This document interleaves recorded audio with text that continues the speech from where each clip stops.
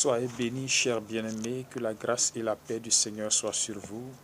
Je suis l'apôtre C. Désiré Brito de la mission du Centre d'évangélisation, de formation et d'encadrement de chrétiens basé en Côte d'Ivoire, dans le district d'Abidjan, précisément dans la commune d'Aniema. Aujourd'hui, donc, nous sommes à notre programme de chaque vendredi dénommé l'École de la vie et un programme spécial d'enseignement sur le mariage et la gestion du foyer. Et les semaines passées, nous avions commencé avec la première et la deuxième partie du sujet concernant la femme selon Dieu. Et nous avions dit que la femme était une créature si merveilleuse, source de bonheur, une créature délicate, une créature fragile et dont on devait prendre soin, une créature que Dieu a faite pour combler la vie de l'homme,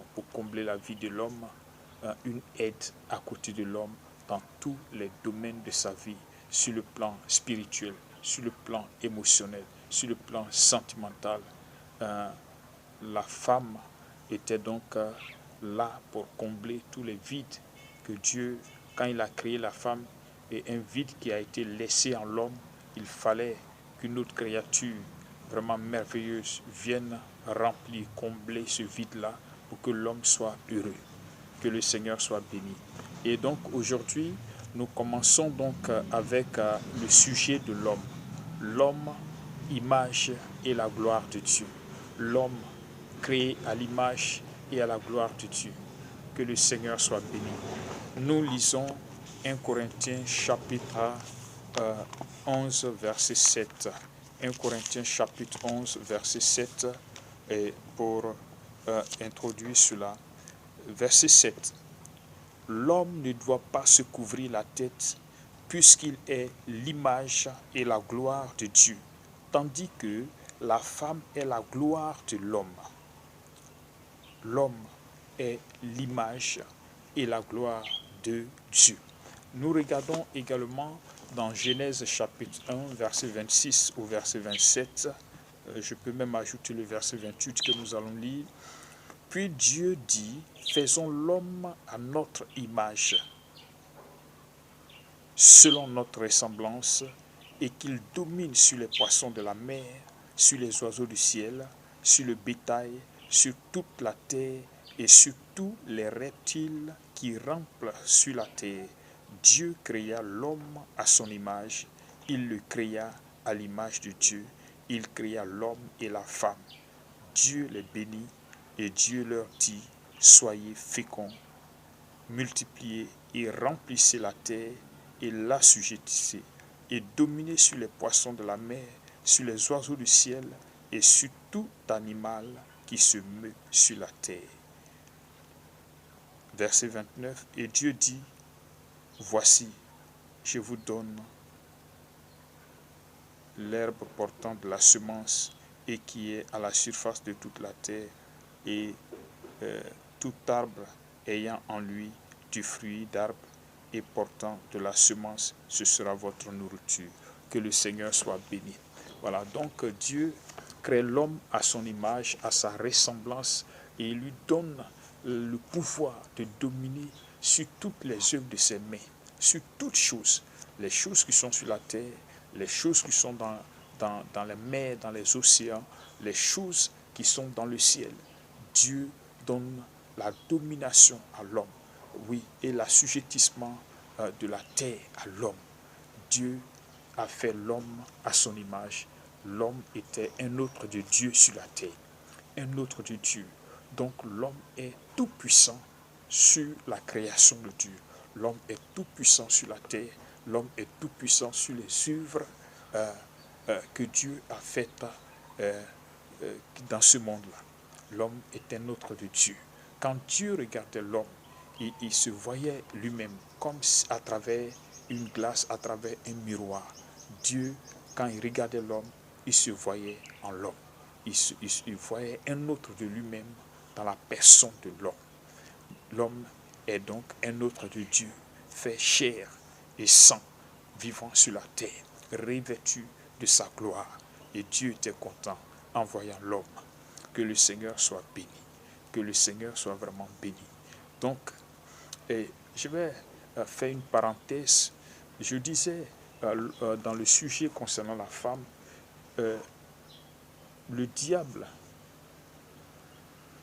ne s'est pas porté vers l'homme, mais il a jeté son dévolu vers la femme, parce que la femme était une créature si merveilleuse.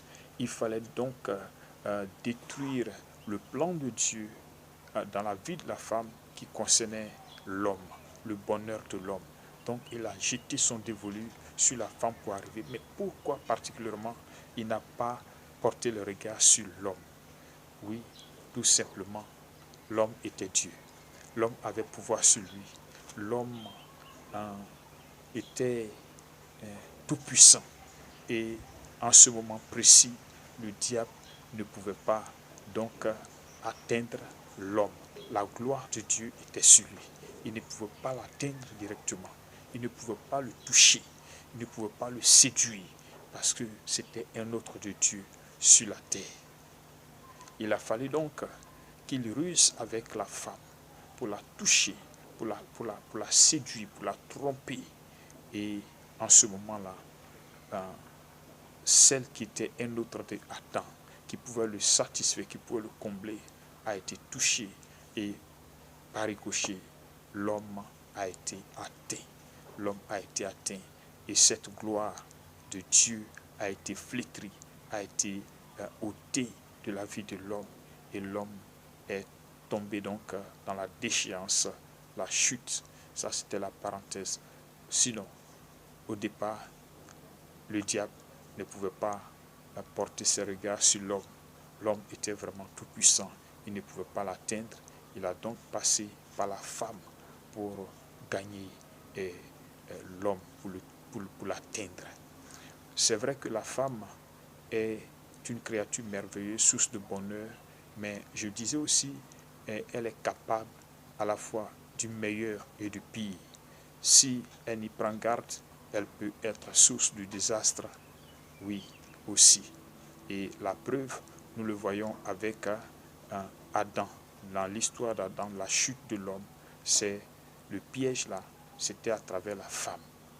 Et femmes, soyez prudentes, veillez sur vous pour ne pas que l'ennemi détruise le plan de Dieu à travers votre vie, pour la vie de l'homme que Dieu a mis sur votre chemin, sur votre vie. Que le Seigneur vous bénisse. Alors, hommes, soyez forts et tenez bon et gardez votre position avec la grâce de Dieu, avec l'Esprit de Dieu.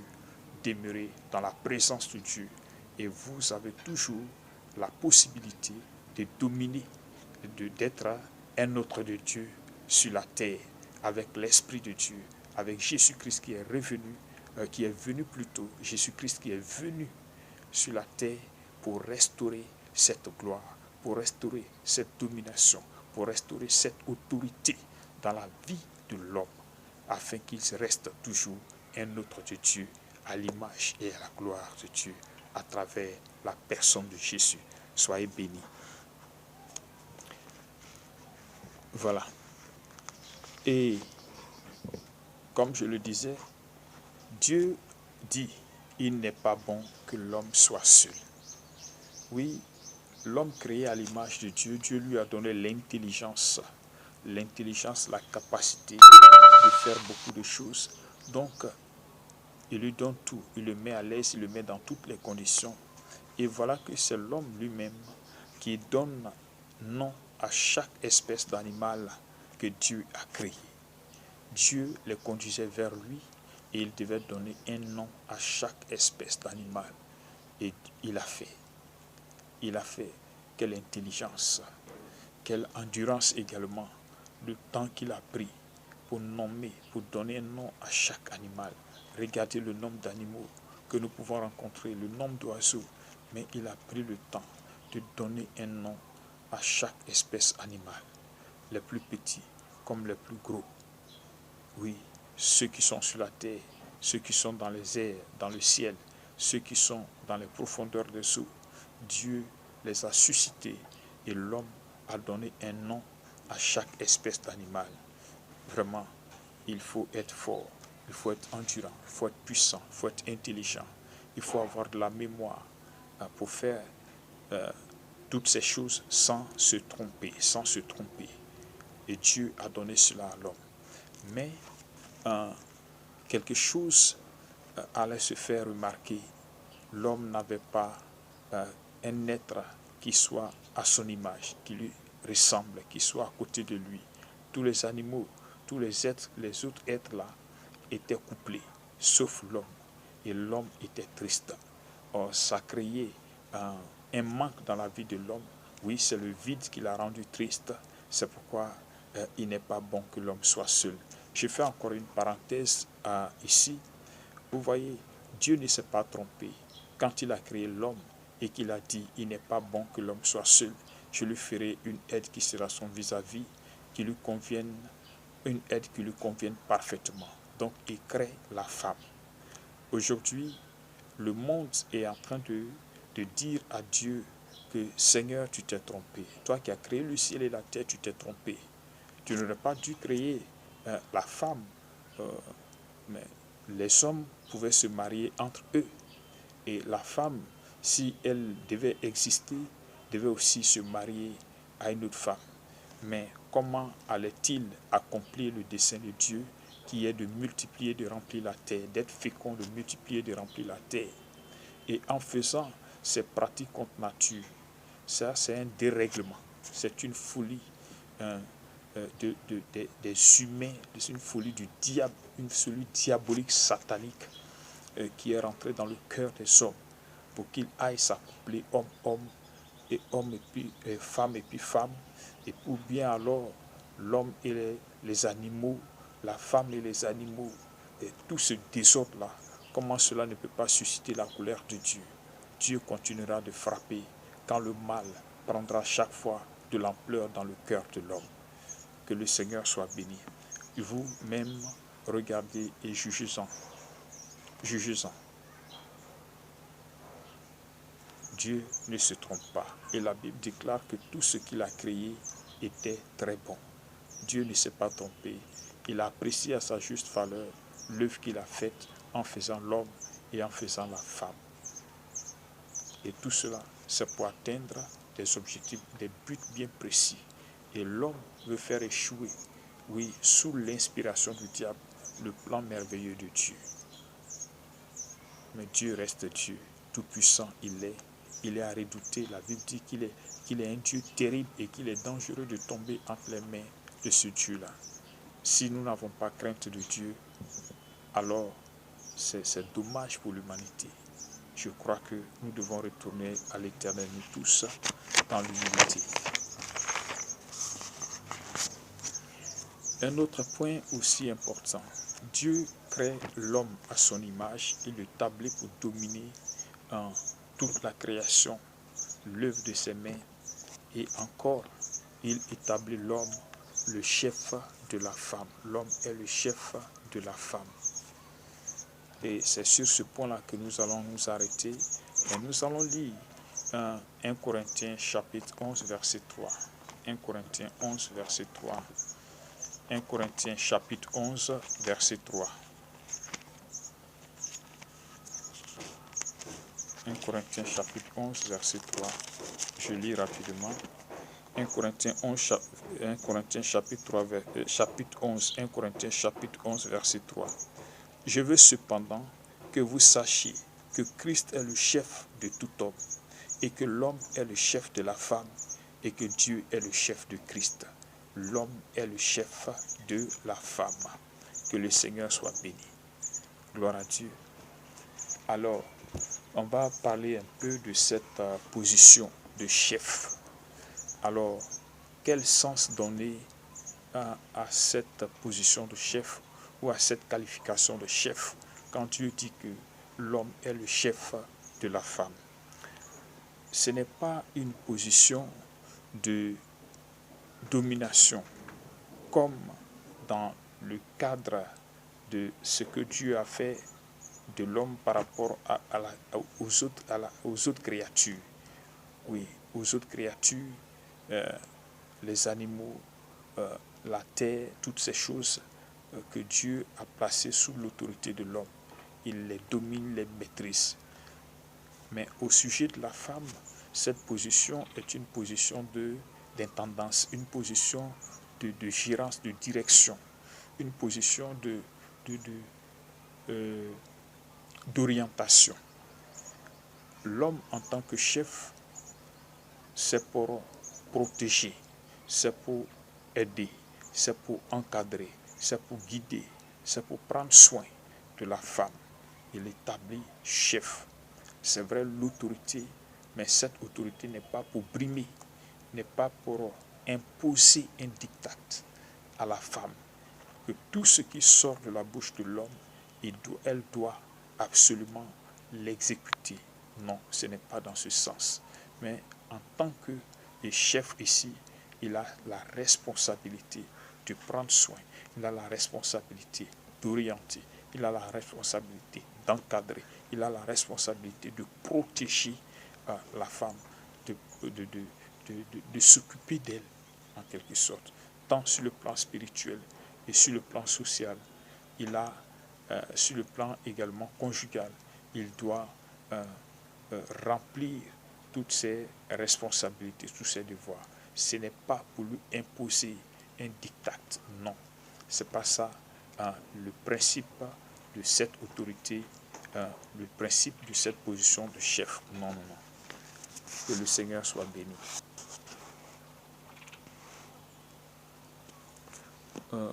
Nous allons voir cela dans Éphésiens chapitre 5, versets 22 à 29. Éphésiens 5, versets 22 à 29.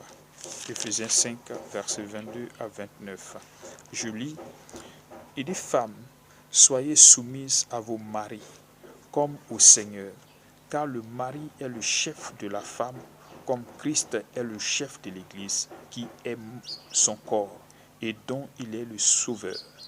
Christ est le chef de l'Église, qui est son corps et dont il est le sauveur. Or, de même que l'Église est soumise à Christ, les femmes aussi doivent l'être à leur mari en toutes choses.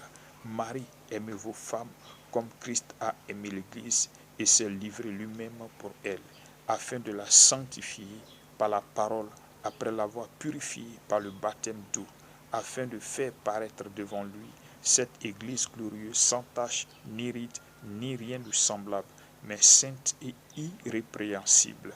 C'est ainsi que les maris doivent aimer leurs femmes comme leur propre corps. Celui qui aime sa femme s'aime lui-même, car jamais personne n'a haï sa propre chair, mais il la nourrit et en prend soin, comme Christ le fait pour l'Église. Gloire à Dieu. Gloire à Dieu. C'est tellement clair. Alors, en tant que chef, il doit prendre soin de sa femme pour la présenter sans tache ni ride. Elle doit être irrépréhensible, elle doit être vraiment dans des conditions agréables et garder cette nature délicate, garder cette nature merveilleuse toujours. Ça, c'est pour cela que Dieu a établi l'homme chef. Il doit veiller sur elle. Et s'il ne veille pas sur la femme, s'il ne prend pas soin de la femme en tant que chef, s'il ne fait pas ce qui est là, s'il ne l'aime pas, s'il ne peut pas l'aimer et qu'il a de la haine pour elle, il laisse une brèche donc à l'ennemi d'avoir accès à leur vie et à créer le trouble. C'est pourquoi il doit être le gardien, il doit être le berger, il doit être le garant, le gérant aussi de sa maison, de son foyer, de la vie de sa femme. Que le Seigneur soit béni. Dans 1 Timothée 5, verset 8, il est très clairement dit que celui qui n'a pas soin des siens, de ceux de sa maison, la femme, je commence par elle, et les enfants, mais principalement la femme, il a renié la foi et il est pire qu'un païen. Il est pire qu'un païen. Celui qui n'a pas soin, celui qui ne peut pas paître, celui qui ne peut pas prendre soin de son épouse, celui qui ne peut pas la protéger, celui qui ne peut pas l'aimer, il est pire qu'un païen, il a renié la foi. Bien-aimé, Si nous faisons ainsi, nous sommes en train de compromettre notre salut. Si on n'est pas capable de prendre soin de notre épouse, de la protéger, de l'encadrer, de la guider, de la paître, nous sommes pire qu'un païen. Et je crois que si on est pire qu'un païen, la place au ciel là sera compromise. Faisons attention. Dans 1 Pierre chapitre 3, verset 7, notre dernier verset, et puis on va s'arrêter là, et on en reviendra la prochaine fois, on rentrera plus dans les détails, et pour ce principe de l'autorité de l'homme sur la femme, l'homme est le chef de la femme, nous en parlerons plus en détail dans la deuxième partie. Je disais 1 Pierre chapitre 3, verset 7. 1 Pierre chapitre 3, verset 7.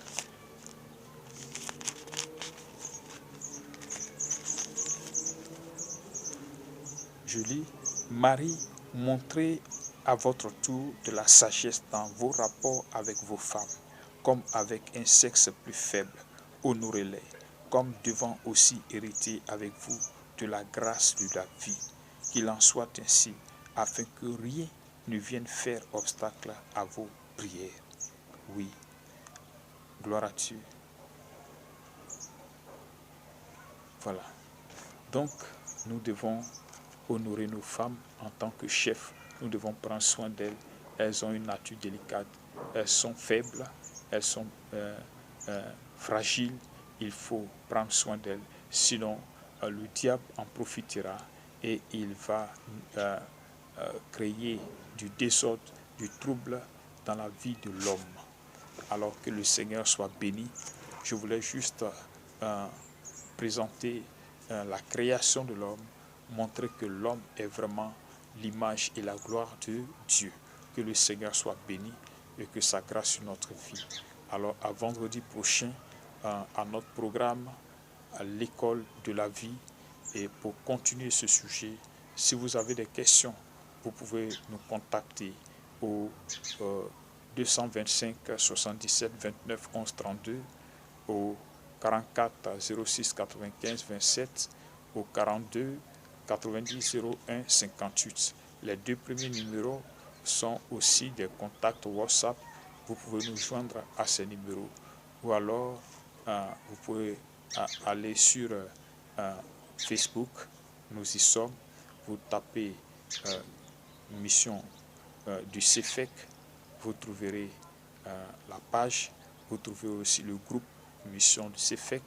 Ou alors vous tapez Sir Désiré Brito et vous verrez notre page.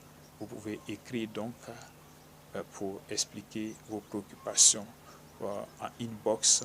Vous pouvez partager vos préoccupations et puis ou alors vous pouvez nous faire des suggestions pour améliorer le travail que nous sommes en train de faire. Que le Seigneur vous bénisse. Nous avons besoin de vous et je crois aussi que vous avez besoin de nous. Soyez bénis et que Dieu nous fortifie. Au nom de Jésus. Amen.